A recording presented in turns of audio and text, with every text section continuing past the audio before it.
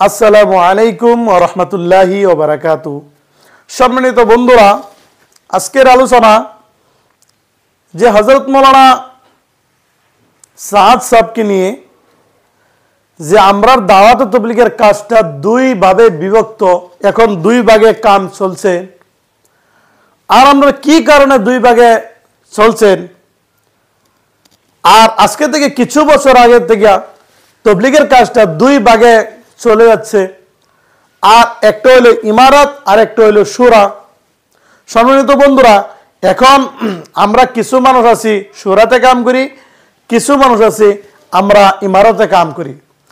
এখন শুরা আর ইমারত যেটা একজনের নেতৃত্বে কাম চলা, আর যেটা শুরা 10 জনের নেতৃত্বে কাম চলা।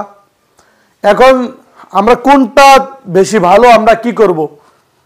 আর এই তাবলীগের বিভক্ত দুই ভাগে বিভক্ত কি কারণে হয়েছে?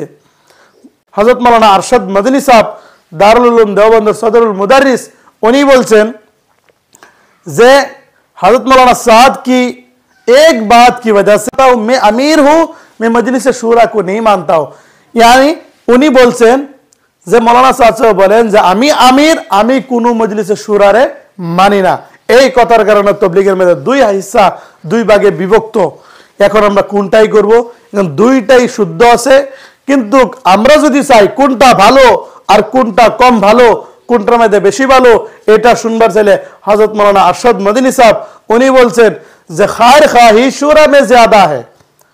কারণ হযরত মাওলানা আরশাদ মদনী সাহেব উনি বলছেন যে সময় আল্লাহ নবীর ওহী আসতো সে সময় নবী সাহাবাদেরকে নিয়ে মশওয়ারা করতেন। তো সেম শুরাটা এরকমই মশওয়ারা করে যে কোনো একটা কাম করা। আর ইমারতের মধ্যে মশওয়ারা হয়, কিন্তু আমির একজনই, যেই জন্য ফয়সালা সবসময় দিয়ে থাকে। সম্মানিত বন্ধুরা, এই কথা থেকে বোঝা গেল যে শুরার মধ্যে খায়ের খাহি জ্যাদা বেশি, ভালো বেশি, শুরাতে আমরা কাম করি, কিন্তু ইমারতে যদি করি তাও করতে পারবো, কিন্তু নাজায়েজ ও হারাম না, কিন্তু আমরা কাম করাটাই লাগবো। কিন্তু খায়ের খাহি কোনটাত বেশি কোনটাত কম এটা নিজে ব্যক্তিগত চিন্তা করে কিছু বড় বড় আলিমদের কাছে জেনে আমরা কাম করব।